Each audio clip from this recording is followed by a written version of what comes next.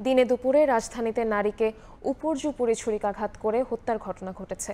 এলাকাবাসী জানান, এর আগেও বেশ কয়েকজনকে একইভাবে আহত করেছিলেন ওই ঘাতক। তবে মানসিক সমস্যার কথা বলে পার পেয়ে যান তিনি। অভিযুক্তকে ধরতে অভিযান চালাচ্ছে পুলিশ। রোববার বেলা 11:10 রাজধানীর কমলাপুর কবরস্থান গলির সিসিটিভিতে ধরা পড়ে লোমহর্ষক ঘটনা। ঠান্ডা মাথায় দাঁড়িয়ে থাকা এই ব্যক্তি হঠাৎ গলি দিয়ে আসা 40 ঊর্ধ্ব এক নারীকে উপর্যুপরি ছুরিকাঘাত করছেন। মাটিতে লুটিয়ে পড়লেও চলে পাশবিকতা। এক পর্যায়ে ঘটনাস্থল থেকে দৌড়ে পালিয়ে যায় ঘাতক।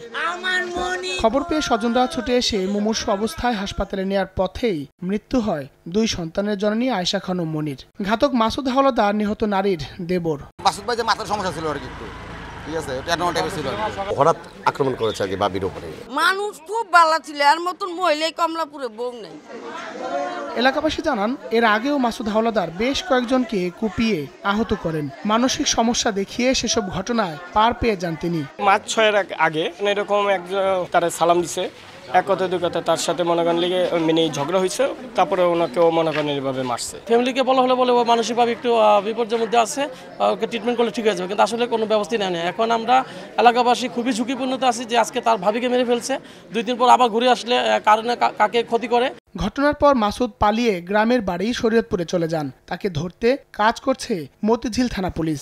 তবে এ বিষয়ে ক্যামেরার সামনে কোনো বক্তব্য দেননি তারা। হায়দার আলী, সময় সংবাদ, ঢাকা।